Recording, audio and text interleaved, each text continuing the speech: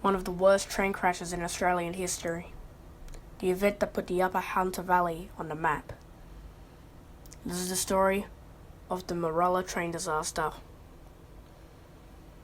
On September 13th, 1926, train number 62, a southbound goods train, comprised a standard goods engine holding 34 wagons and a brake van, would have passed through Murulla on the main line.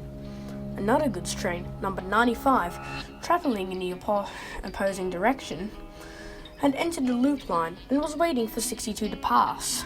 62 had a length of 290 metres and a load of 758 tonnes. All vehicles were fitted with Westinghouse air brakes.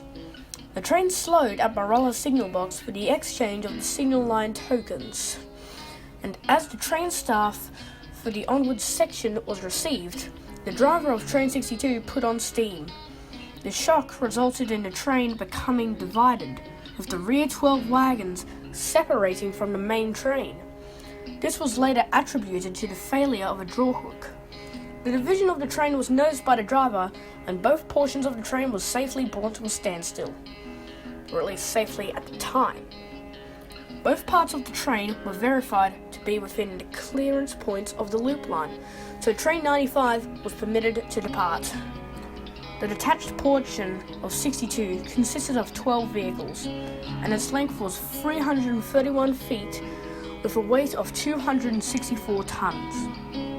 Handbrakes were applied to these vehicles. The train staff in the possession of the engine crew apparently was returned to the instrument in the signal box at this time, and all vehicles were within the confines of the home signals.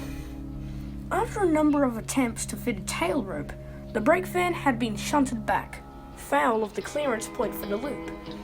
The two opposing vehicles at the separation were finally hitched with a single wire rope connection, but the air brake hoses could not be connected. The signalman then requested that the train be brought forward so that it was clear of the clearance point so as to permit the approaching southbound 8 mail train to pass through the loop.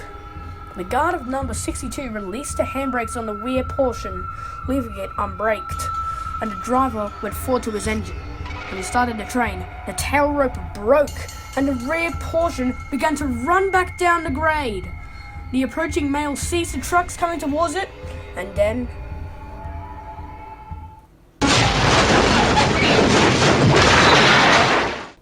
the 12 wagons smashed into the mail, killing 26 people. The coaches were chopped to matchwood. Wagons laid stricken all over the wreck, ripped and bent.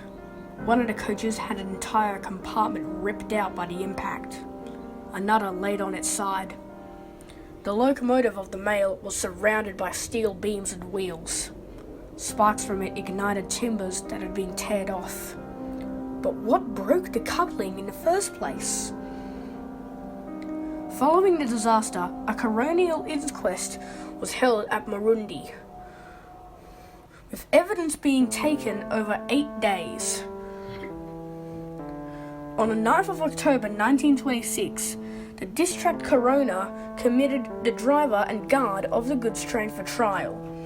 He noted that no pin was in the train's guard brake van to enable the two portions of the train to be coupled in accordance with regulations. Had the portions been properly coupled, the Westinghouse brake pipe hoses could have been connected so that in the event of a further breakaway, the brakes on the rear part would have been automatically applied. In the absence of that pin, essential principles of safe working had been overlooked. To this day, this disaster remains the second worst train crash in New South Wales. Since this crash, safer couplings have been made, such as the knuckle coupler. They have prevented many deaths, such as when the Southwest Chief derailed due to an earthquake in 1999 in Arizona. But that's a story for another day.